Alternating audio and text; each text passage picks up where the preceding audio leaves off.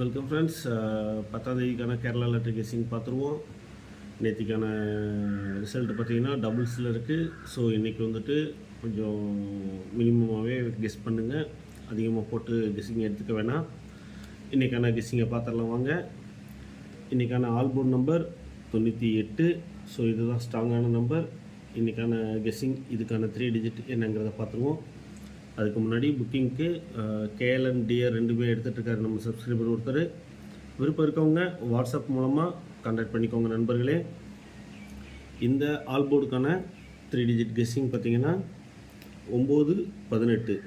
So இது வந்துட்டு 3 டிஜிட்டுக்கான box 2 எடுத்திருக்கோம். சப்போர்ட்டு தான் வந்துட்டு 634ங்கிறது. இதோட பிசி வந்துட்டு ஒரு 2 பிசி வந்துட்டு மெயினாக எடுத்திருக்கோம். பிசியில் வந்துட்டு 10, 14. ஸோ இது கொஞ்சம் மறக்காமல் ட்ரை பண்ணிக்கோங்க. இதில் இன்னொரு விஷயம் என்னென்னா, பி போர்டுக்கு ஒரு 1ங்கிறது சார்ட்டுப்படி வந்துட்டு க்ளோசிங் வந்துட்டு வருது. அதே மாதிரி சி போர்டுக்கும் க்ளோசிங்கில் 4 காட்டுது.